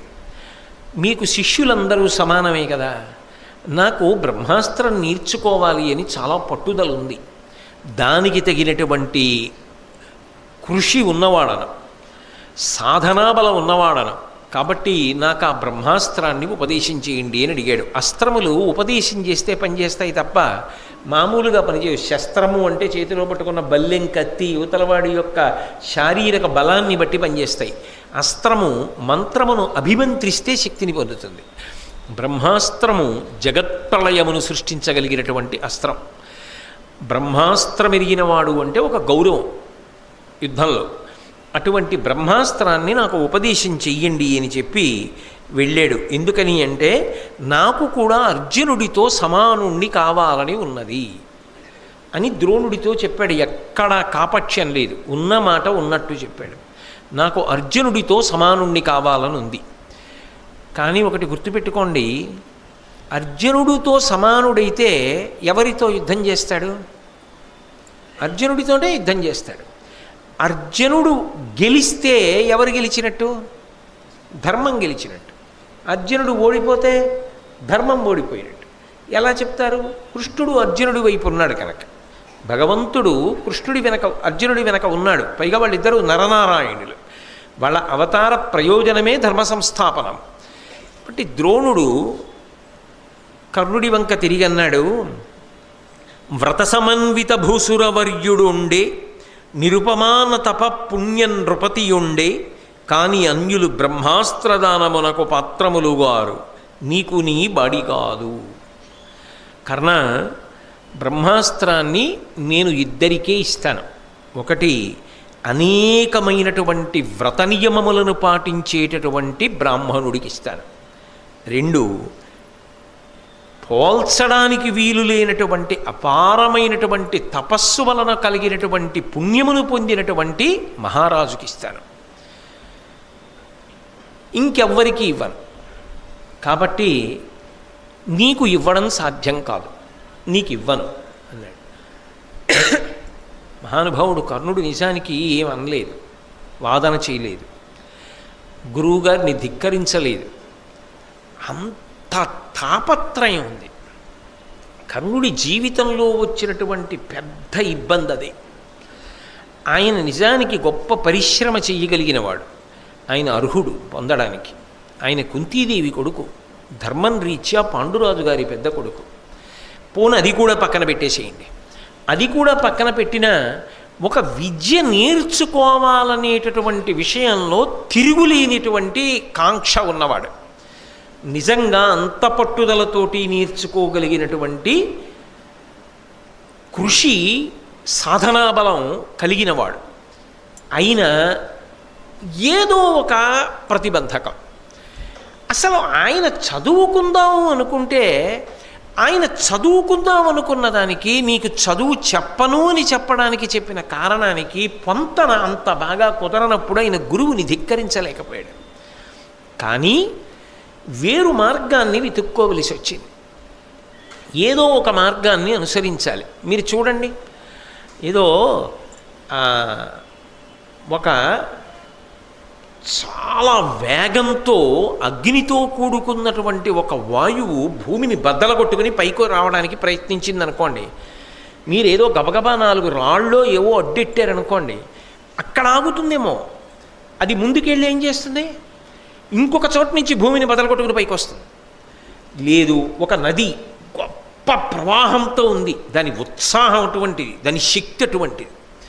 మీరు ఒక చోట అది ఊళ్ళోకి రాకుండా అమ్మ బాబోయ్ అంత పెద్ద వరద వస్తోందని 4 రాళ్ళు అవి ఇవి తీసుకొచ్చి అడ్డేశారు. అది ఊరుకుంటుందా? దాని వేగం అటువంటిది, దాని శక్తి అటువంటిది. అది ఇక్కడ కాకపోతే ఆ ముందుకెళ్ళి పల్లప ప్రాంతాన్ని తీసుకుని ముంచెత్తుతుంది. ఎందుకని అంటే అది ప్రవాహానికి ఉన్న లక్షణం, ఆ ఉత్సాహానికి ఉన్న లక్షణం, ఆ తేజస్సుకున్న లక్షణం. ఆయన సామాన్యుడు కాడు, అపారమైన శౌర్యమూర్తి, పరాక్రమవంతుడు. నిజానికి ఇటువంటి వాడు సక్రమమైన అవకాశం పొందలేకపోయాడు అంటే ప్రధానమైనటువంటి దోషం ఎక్కడి నుంచి వచ్చింది అంటే, కన్యాగర్భము అన్న పేరు పెట్టి తల్లి చెప్పలేదు, తండ్రి చెప్పలేదు. దాని వలన పాపం ఆయన నేర్చుకోవడానికి అవకాశం లేకుండా పోయింది. పైగా ఆయన తాపత్రయాన్ని గమనించిన వాడు లేడు. ఏదో కారణం చెప్పి ఆయనకి పాఠం చెప్పలేదు, ఆయనకి బ్రహ్మాస్త్రం ఇవ్వలేదు, కానీ నేర్చుకుందామన్న తాపత్రయం పోలేదు. నేను ఇందాక చెప్పానే, నది ఎక్కడో అక్కడ పల్లప ప్రాంతం వైపుకి వెళ్ళవలసింది, ఇక్కడ ఆపితే ఇంకో చోట ఎడుతుంది. అది అంత ప్రవాహాన్ని మీరు ఎలా ఆపగలరు? ఆయనకున్న ఉత్సాహం, ఆయన శక్తి అటువంటివి. అందుకే ఆలోచన చేశాడు, ఇంకెవరు ఇవ్వగలరు బ్రహ్మాస్త్రం అని ఆలోచించాడు. ఆ రోజులలో మహేంద్రగిరిలో పరశురాముడు ఉన్నాడు. పరశురాముడి దగ్గర నేను ఈ బ్రహ్మాస్త్రాన్ని ఉపదేశం పొందాలి, కానీ నేను పరశురాముడి దగ్గరికి వెళ్ళిన తరువాత పరశురాముడు కూడా ఇదే ప్రసక్తి తీసుకొస్తే ఎలా? అందుకే నిజంగా చెప్పాలి అంటే మీరు యథార్థంగా ఆలోచించండి. నేను ఉన్న మాట ఉన్నట్టుగా పరిశీలనం చెయ్యాలి అంటే ఆయన దాని ద్వారా ఒక పదవిని పొందడానికో తన స్వార్థంతో ఏదో ఒక ప్రయోజనాన్ని పొందడానికో తన కొరకు కాదు ప్రయోజనం, తాను నేర్చుకోవాలి. అది సహజముగా ఆయనలో ఉన్నటువంటి పెద్ద కాంక్ష. కానీ పరశురాముడు కూడా ఇదే ప్రశ్న వేస్తే, నువ్వెవరు అని అడిగితే మళ్ళీ చదువుకోవడానికి అడ్డొస్తుంది. గురు శుశ్రూష చేసి అస్త్రబలం పొందలేను అని అబద్ధమాడాడు. తప్పనిసరి పరిస్థితి, అందుకని అబద్ధం చెప్పవలసి వచ్చింది. అందుకని మహేంద్రగిరి మీద ఉన్నటువంటి పరశురాముడి దగ్గరికి వెళ్ళి, అయ్యా మీరు నన్ను శిష్యుడిగా స్వీకరించండి, నేను భృగువంశంలో పుట్టినవాడను అని చెప్పాడు. పరశురాముడు సంతోషంగా శిష్యుడిగా స్వీకరించాడు. స్వీకరించి అనేక అస్త్రములను నేర్పుతున్నాడు. అసలే ఉత్సాహం, దానికి తోడు ఇప్పుడు పరశురాముడి శిష్యుడయ్యాడు, ఎన్నో అస్త్రములు పొందుతున్నాడు. ఎంత సంతోషంగా ఉంటుంది. కాబట్టి ఇక నాకు గురి తప్పకూడదు, అర్జునుడిని కొట్టాలి. నిరంతర సాధన చేస్తున్నాడు. ఆ సాధన చేసేటప్పుడు ఏదో ఒక లక్ష్యాన్ని గురిపెట్టి కొట్టడమే, అదే పనిగా సాధన చేస్తున్నాడు పరశురాముడి ఆశ్రమంలో. ఆయన ప్రారంధం ఆ సాధన చేసే సమయంలో ఆయన ఏదో ప్రమాదము లేని దాన్ని గురిపెట్టి కొట్టాలని లక్ష్యం పెట్టుకున్నాడు. ఓ చెట్టుకి వెళ్ళి బాణం తగిలింది అనుకోండి, తర్వాత తీసేస్తారు. ఆ చెట్టుకు వచ్చిన నష్టం ఏముంది? అలా ఏవో లక్ష్యాలు పెట్టుకుని కొడుతున్నాడు. అనుకోకుండా అక్కడికి ఆ పక్కనే ఆశ్రమంలో ఉన్నటువంటి ఒక బ్రాహ్మణుడి యొక్క ధేనువు, ఆవు దూడ పరిగెత్తుకొచ్చింది అడ్డంగా. ఈ బాణం వెళ్ళి దాని శరీరంలోకి దిగడం, ఆ ధేనువు చచ్చిపోవడం ఒక్కసారి అయిపోయి. కర్ణుడి ప్రారంధం ఏంటంటే, చచ్చిపోయింది ఒక్క దూడ. నేను తక్కువ ప్రాణం అని అనను, కానీ దానికి ఎంత పెద్ద శాపం ఇచ్చేశాడో తెలుసా బ్రాహ్మణుడు? నువ్వు ఎవరినో మనసులో పెట్టుకుని ఇంత ఘోరమైన సాధన చేస్తున్నావు, అదే పనిగా బాణములు వేస్తున్నావు. ఎవరినో దృష్టిలో పెట్టుకుని నువ్వు చేసిన సాధనలో నువ్వు సరిగా చూడకపోవడం వల్ల నా ధేనువు చచ్చిపోయింది. కాబట్టి నిజంగా నువ్వు ఎవరితో యుద్ధం చెయ్యాలనుకుంటున్నావో వాడితో యుద్ధం వచ్చినప్పుడు నీ రథచక్రం భూమిలో దిగిపోతుంది, పైకి లేవదు. ఇంకేం యుద్ధం? ఇంకా దేనికి చేస్తాడా యుద్ధం? అంటే ఆయన ఎంత బలాన్ని పొందుదాం అనుకుంటున్నాడో అంత బలం క్షీణించిపోతోంది, రెట్టింపు. ఒక పక్క నుంచి పొందుతున్నది వేరొక పక్క నుంచి జారిపోతోంది. ఇక ఆయన ఎలాగా శౌర్యవంతుడు, అర్జునుడికి సాటైనటువంటి విలుకాడు కాగలడు? పోన్లే, రథచక్రం దిగిపోతే దిగిపోయింది. పరశురాముడి దగ్గర దివ్యాస్త్రములను ఉపదేశం పొందుతానన్నాడు. కానీ ఆయన ఉత్సాహం చాలా గొప్పదండి, ఏ మాటకు ఆ మాటే. ఇన్ని శాపాలు వచ్చి మీద పడిపోతున్నా, ఇంతమంది ఇన్ని రకాలుగా ఇన్ని పాపం వృద్ధిలోకి రాకుండా అడ్డుపడుతున్నా, తాను మాత్రం తాపత్రయపడుతూనే ఉన్నాడు గొప్పవాణ్ణి కావాలని.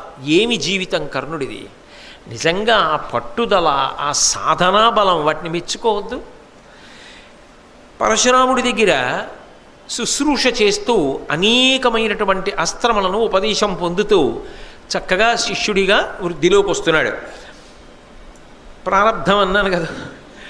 ఆయన ఇలా ఉండగా ఒక రోజున ఒక విచిత్రం జరిగింది.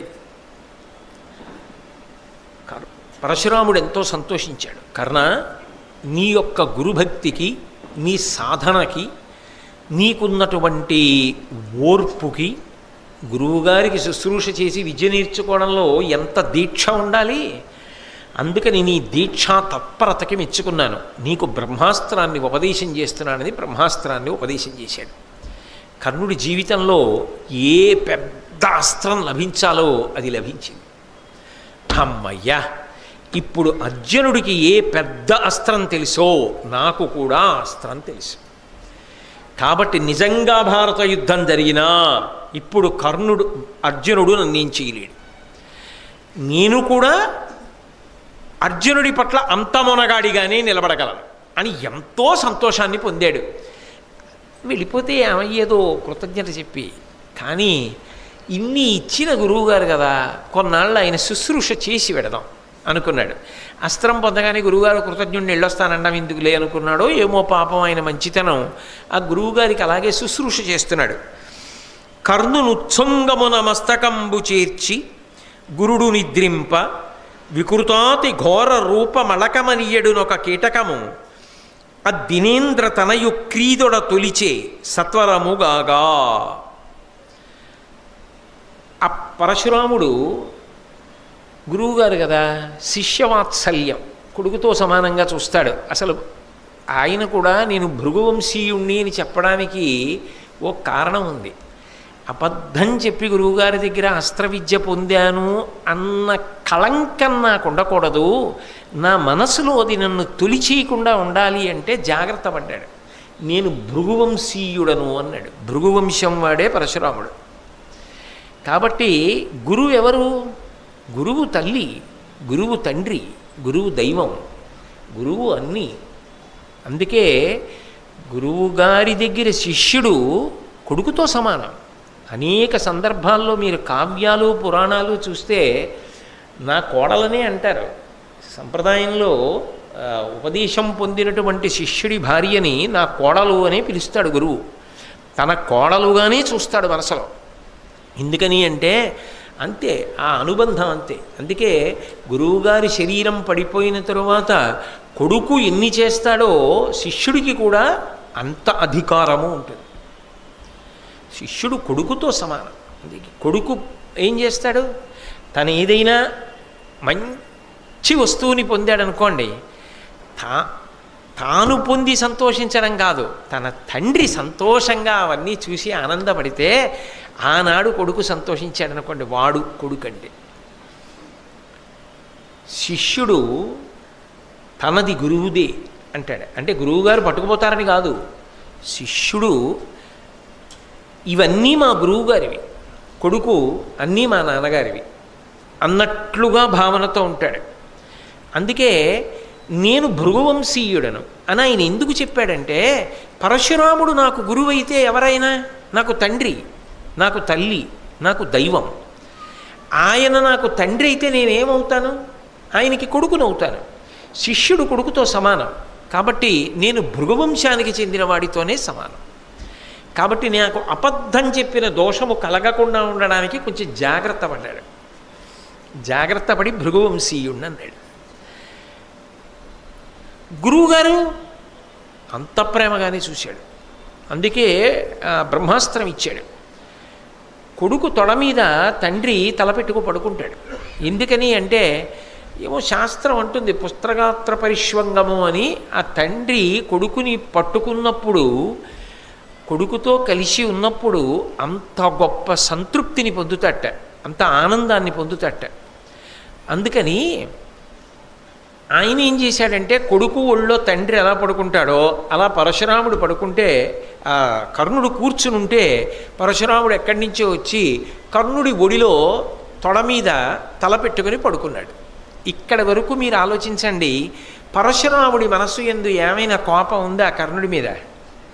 కర్ణుడి మనసులో పరశురాముడి మీద మోసగిద్దామన్న భావన ఏమైనా ఉందా?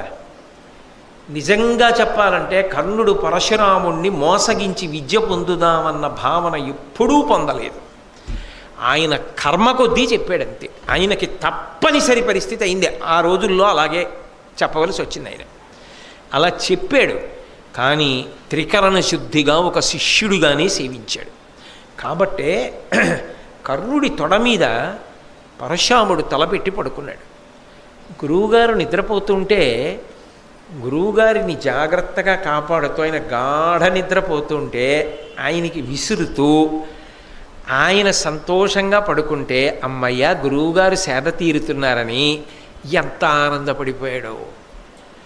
ఎందుకని అంటే ఆ హృదయమున్న శిష్యుడికి తెలుస్తుంది ఆ గురువుతో ఉండే అనుబంధం. అది నోటి మాటలతో ఎలా తెలుస్తుంది? ఏదో మానస సంచరరే బ్రహ్మణి మానస సంచరరే అంటారే సదాశివ బ్రహ్మేంద్రులు. నేను ఒకసారి చూశా, కామకోటి పీఠంలో చంద్రశేఖరేంద్ర సరస్వతి మహాస్వామి వారి ఆరాధన ఉత్సవం జరుగుతోంది. అంటే వారు శరీరం విడిచిపెట్టిన రోజున చేస్తారు, వారు బ్రహ్మీభూతులైన రోజున. నేను ఆ రోజు పొద్దుటికి కంచి చేరి గబగబా స్నానం అవి చేసి గబగబా వెళ్ళాను. పాపం నేను వెళ్ళడం చూసి సంతోషించి జయేంద్ర సరస్వతి స్వామి వారు ఇలారా వచ్చి కూర్చో అన్నారు. అంటే నేను వెళ్ళి ఆయన ఎదురుగుండా కూర్చున్నాను. సంగీత విద్వాంసులందరూ కూడా వచ్చి ఆ రోజున కచేరీలు చేస్తారు. వాళ్ళు ఏమి తాంబూలం అవి కూడా అడగరు, వచ్చి గురువుగారి మీద కీర్తనలు చేస్తారు. అది గురు సంబంధమైన కీర్తన కాబట్టి మానస సంచరరే బ్రహ్మణి మానస సంచరరే అంటూ ఆ మదసికి పించాలంకృత చెకురే అని ఆ కీర్తన పాడుతున్నారు. పాడుతున్నప్పుడు వింటున్నారు జయేంద్ర సరస్వతి స్వామి వారు. వారు పాపం పెద్దవారు అయ్యారు కదా, ఆ గురువుగారి గురించి వింటున్నారు. వింటూ ఉండడంలో కళ్ళంబట నీళ్లు ధారాపాతంగా కారిపోయి ముక్కులోంచి కూడా ఆయనకి నీళ్లు కారిపోయి నోట్లోకి వెళ్ళిపోతున్నాయి. ఆయన గమనించట్లేదు. ఆఖరణ అయిపోతోంది కీర్తన. అయిపోతుండగా ఆయన అలా ఎర్రగా అయిపోయి ఏడిచేస్తున్నారు ఆ గురువుగారిని తలుచుకుని. నాకు అస్సలు ఒంటి మీద తెలివి లేదు. నేను ఆ జయేంద్ర సరస్వతి స్వామి వారి వంక అలా చూస్తున్నాను.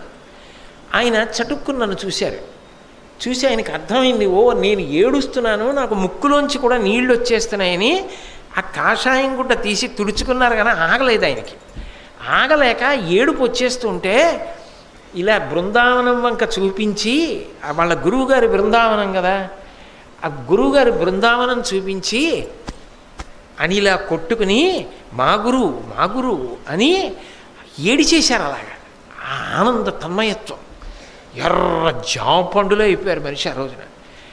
ఊగిపోయారంతే. నేను హడిలిపోయాను ఏమిటిరా అని. ఆ శిష్యుడికి గురుభక్తి ఉన్నవాడి పరిస్థితి అలా ఉంటుంది. మహానుభావుడు కర్ణుడు ఎంత ఆనందపడిపోయాడో. లేకపోతే అస్త్రం పుచ్చుకున్నవాడు వెళ్ళిపోవద్దండి. గురువుగారు నా తొడ మీద తలపెట్టి పడుకున్నారు. ఆయన మహానుభావుడు. లేచాడంటే ఉపాసనే, పడుకుంటే ఉపాసనే, నిద్రపోతూ కూడా మానస సంచరరే బ్రహ్మణి మానస సంచరరే, ఎప్పుడు మనసు రమిస్తూ ఉంటుంది బ్రహ్మంతో అని ఎంత ఆనందపడిపోయాడో ఆ పరశురాముణ్ణి చూసుకుని. విసురుతున్నాడు. ఎక్కడి నుంచి వచ్చిందో అలకమనీయుడునొక కీటము. అలకము దానికి ఓ పేరు మళ్ళీ ఆ పురుక్కి, దాని పేరు అలకము. అది ఈ కర్ణుడి యొక్క తొడ కిందకి చేరింది. ఈయన కూర్చున్నాడు, తొడ మీద పరశురాముడి యొక్క తల ఉంది, పురుగు తొడ కింద చేరింది. ఆ తొడని తొలిచేస్తోంది.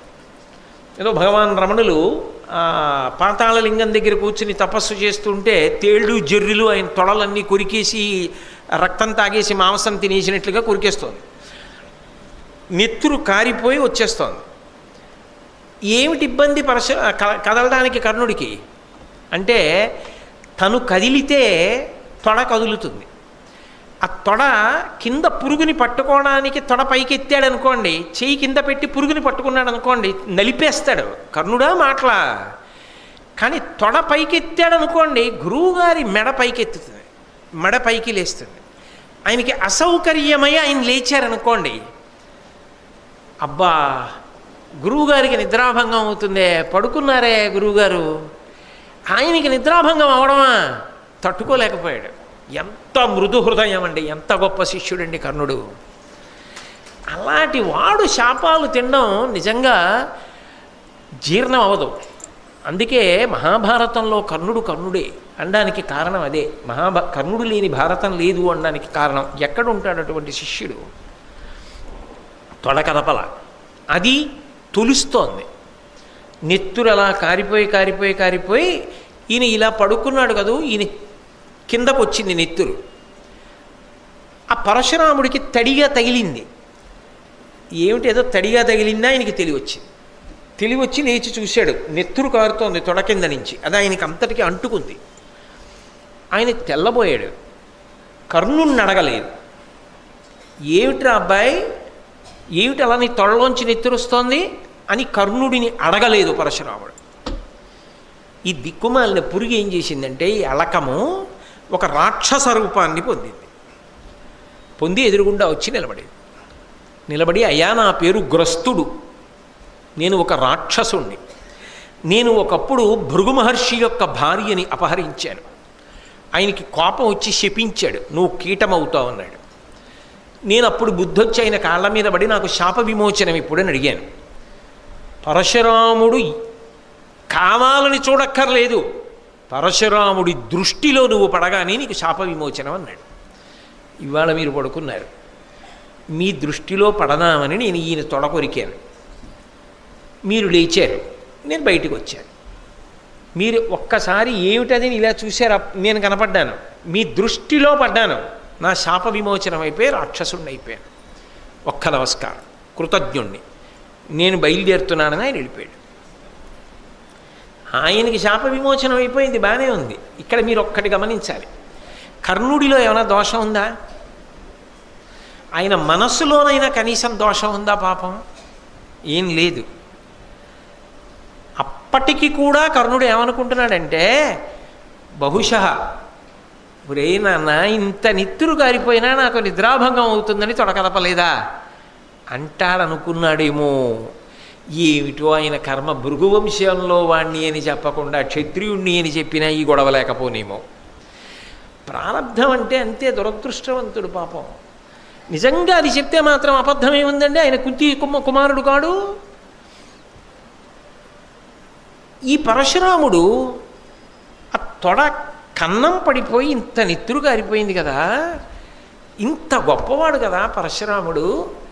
ఈ పరశురాముడు ఇలా ఏ భావన లేకుండా చూస్తేనే ఒక కీటము రాక్షసుడైపోయింది. అంటే ఆ చూపుకంత శక్తి ఉంది. ఎవరు వీడు ఇంత భరించగలిగాడు? ఇంత గురుభక్తి ఎలా వచ్చింది? అసలు ఎవరు వీడని కళ్ళు మూసుకొని ఒక్కసారి ఆలోచిస్తే, ఇతడు సూర్యుడి నుంచి వచ్చాడు, కుంతి కుమారుడు అని తెలుస్తుంది కదా. తెలిస్తే బ్రహ్మాస్త్రం పొందడానికి ఆనాటి ఆ వాళ్ళు పెట్టిన నియమానికి సరిపోయిందిగా, కర్ణుడిని శపించక్కర్లేదుగా. కానీ ఇంత పరశురాముడికి నేను ఈ మాట అనకుండా ఉండలేని ఏమనుకోకండి, ఇంతటి పరశురాముడికి కర్ణుడు చేసిన శుశ్రూష జ్ఞాపకం రాలా, కర్ణుడి ఓర్పు జ్ఞాపకం రాలా. తను తొడ మీద పడుకుంటే తొడని పురుగు తొలిచేస్తున్న గురువుగారి సేవ చెయ్యాలని, నిద్రాభంగం కాకూడదని ఆయన పట్టినటువంటి ఓర్పు గుర్తురాలా.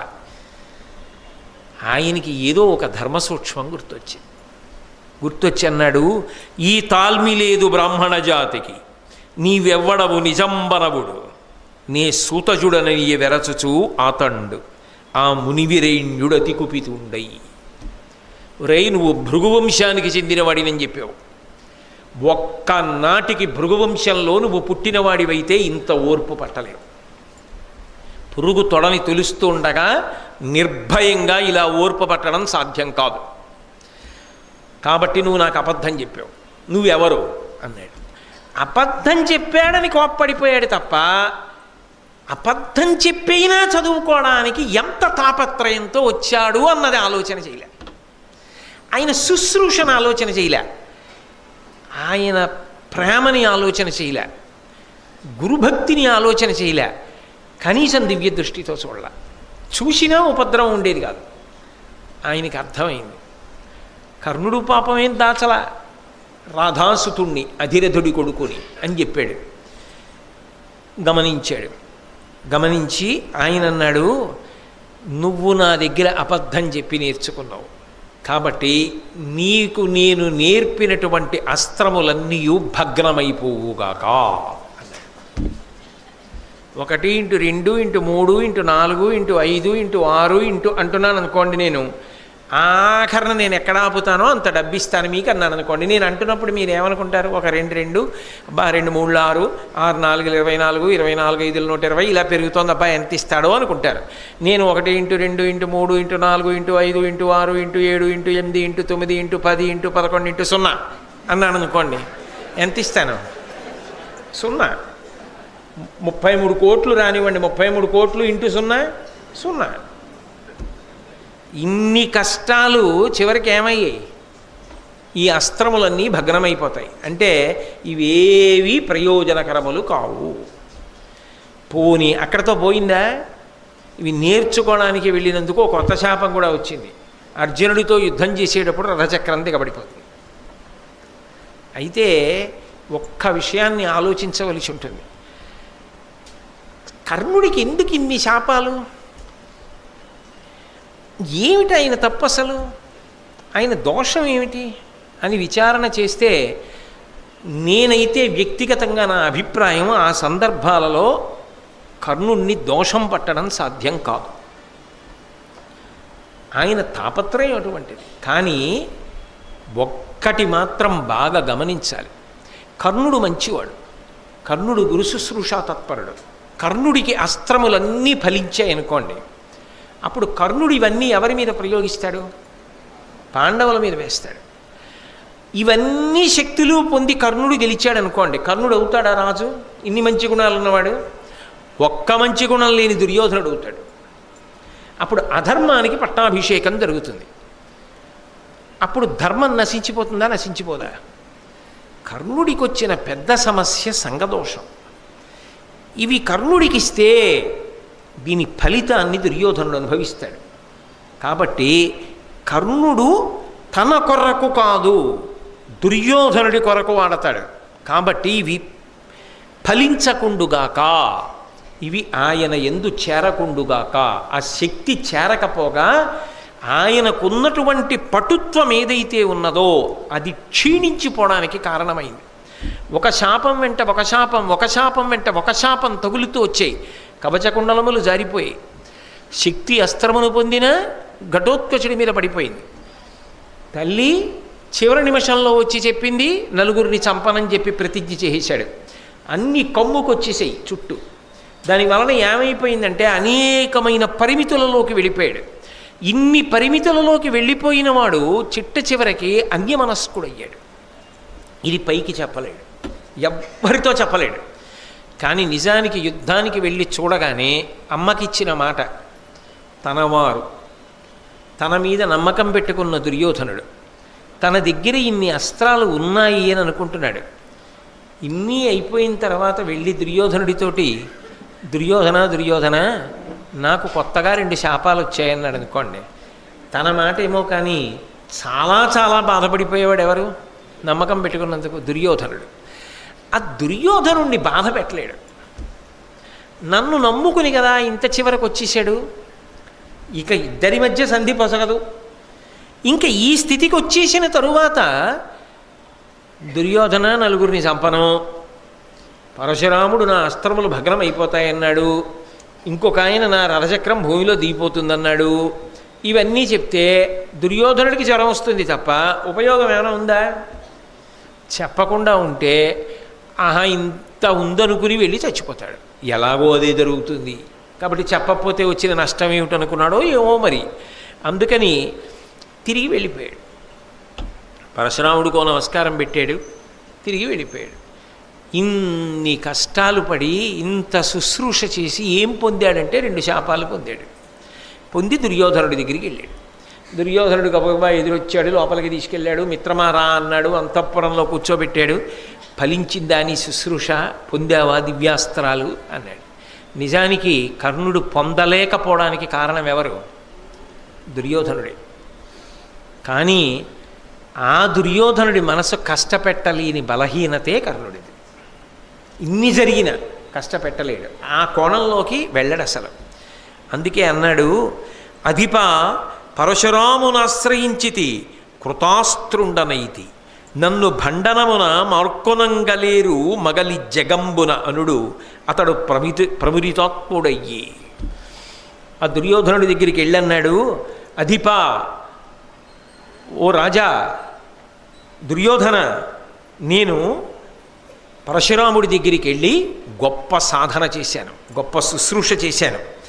కృతాస్త్రుండనైతి, అన్ని అస్త్రములు నాకు వచ్చాయి, తెలుసుకున్నాను వరకు నిజమే, భగ్నమైపోతాయి అది చెప్పాడా? అది చెప్పడం. కాబట్టి కృతాస్త్రుండనైతి నన్ను భండనమున మార్కొనంగలేరు మగలి జగంబుననుడు. అసలు ఈ లోకంలో ఏ వీరుడు కూడా నన్ను ఎదుర్కొనలేడు. ఇది మాత్రం అబద్ధమేగా, తనకి తెలుసుగా, తన అంతరాత్మకి తెలుసుగా.